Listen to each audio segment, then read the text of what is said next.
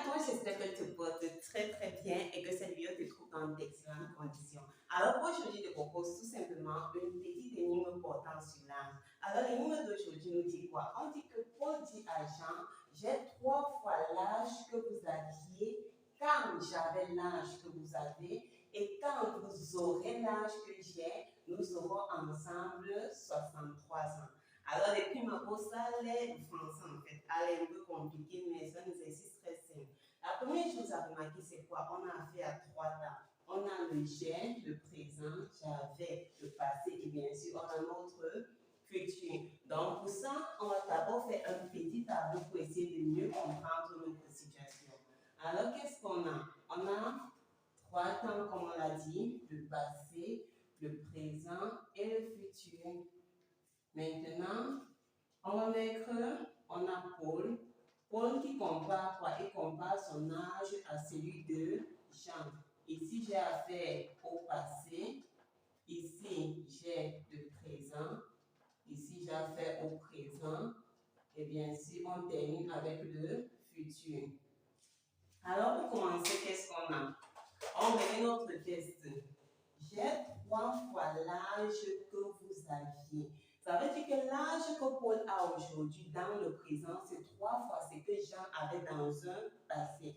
C'est-à-dire que si tu supposes que dans le passé, on ne connaît pas quand Jean avait un âge qui est A, le but de notre exercice, on va déterminer l'âge de Paul et de Jean. Si Jean avait un âge qui est A, dans le présent, ça veut dire que Paul a 3 fois l'âge que Jean avait. Ensuite, qu'est-ce qu'il nous dit? J'ai 3 fois l'âge que vous aviez. Donc, si vous aviez un âge qui est A, aujourd'hui, j'ai donc 3 fois cet âge. Quand j'avais l'âge que vous aviez, ça veut dire quoi? L'âge que Jean a, c'est l'âge qu'il avait quand Paul avait l'âge que Jean a aujourd'hui. Quand j'avais, à cette époque-ci, j'avais l'âge que vous avez. Donc, à cette époque-ci, si je suppose que Jean, aujourd'hui, dans le présent, un âge qui est B, ça veut dire qu'à l'époque que Jean avait A, Paul lui avait B. J'ai 3 fois l'âge que vous aviez dans le passé. Quand vous aviez l'âge C, quand j'avais l'âge que vous avez aujourd'hui. Quand j'avais l'âge que vous avez. Donc, si son âge aujourd'hui c'est B, ça veut dire que c'est l'âge que Paul avait lancé passé où Jean a A. Maintenant, qu'est-ce qu'il dit? Et quand vous aurez l'âge que j'ai dans le futur, quand Jean aura l'âge que Paul a. Or, l'âge qu'il a aujourd'hui, c'est 3 ans. Ça veut dire que dans le futur, quand celui-ci aura 3 ans, la somme de nos âges va donner 63. Si celui-ci a 3 ans, ça veut dire que celui-ci aura un âge qu'on ne sait pas. Supposons que c'est C. La somme de leurs âges, donc 3 ans, plus C va donner 63. Voilà déjà une équation. Maintenant, quand vous avez fini de traduire ceci, qu'est-ce qu'on sait? Pour quitter du passé vers le présent, il y a une période de temps en fait qui va s'écouler.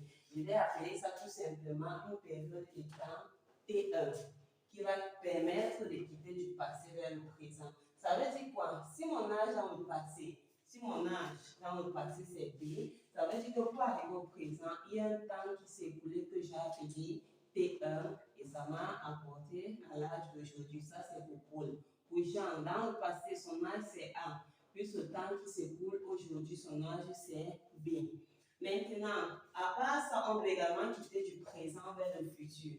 On suppose que c'est un instant de temps qui s'est écoulé qui est T2. Ça veut dire quoi? Ça veut dire que lorsqu'il a 3 ans au présent, puis le temps qui va s'écouler, il va obtenir C. Et lorsqu'il a Jean A B, puis le temps qui s'écoule, il va tout simplement obtenir 3 ans. Alors voilà les systèmes qu'on a tout simplement. Maintenant, lorsqu'on arrive ici, tout ce qu'on a fait, c'est résoudre ceci. Remarquez déjà quoi? Remarquez le 3AC et le 3AC. Comme c'est 3A, 3A, vous êtes d'accord que je peux donc dire que ceci serait égal à ceci. Je peux donc dire que B plus T1 serait égal à B plus T2. Or, T1, on a BB. Donc, on peut retirer nos BB, on aura donc T1 qui est égal à T2. Si T1 est égal à T2, ça veut dire quoi? Ça veut dire que ici, je peux mettre tout simplement 1. Ici, je peux mettre 1. Donc, 4 équations. Maintenant, Ça, c'est la même équation. Donc, si on va avoir, on va dire qu'on aura quoi? On aura le système B plus T1 égale à 3A. Et celui-ci, là, c'est A plus T1 égale à B. Celui-ci, croisant plus T1 égale à C. Et le dernier, on va dire 3A plus C égale à 63. Vu que celui-ci, c'est le même que là. Alors, ça veut dire que si je résous ça, j'aurai les âges de Paul et Jean. Qu'est-ce que je remarque? Remarquez qu'ici, il y a B, ici, il y a C. Si je dis que ça, c'est 1, 2, 3, 4, ça veut dire tout simplement que je vais dire 2 dans 1. 2 dans 1. Si je dis 2 dans 1, c'est dit quoi? On m'a dit que B, c'était A plus T1. B, là où il y a B, je remplace par A plus T1. A plus T1. Maintenant, plus le T1 égale à 3A. Je peux encore dire quoi? Si je fais venir ceci, j'ai A moins 3A plus 2 T1 égale à 0. Donc, je peux dire moins 2A plus 2 T1 égale à 0. Si on simplifie partout par le moins 2, j'ai donc A moins T1 égale à 0. Conservons ça comme la cinquième équation. Ensuite, on va faire quoi?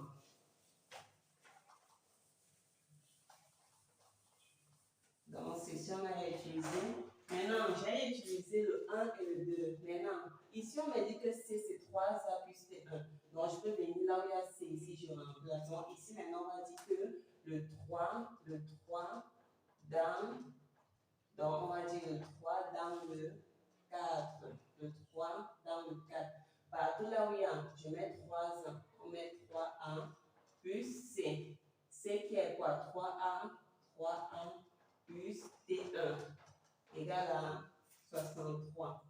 N'oubliez pas, pour remplacer là où il y a C par son expression égale à 63. Donc, on a 6A plus T1 qui égale à 63 et on voit que ça, c'est la sixième équation. Donc, on peut dire quoi? On peut dire que les deux vont former le système. Donc, les deux vont former le système qui est tout simplement parce que le système qui forme A moins T1.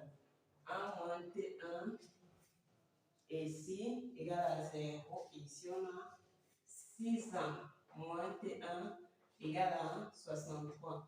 Donc, si je somme, j'ai 7A égale à 63, ce qui veut dire que A sera égal à 9. A égale à 9.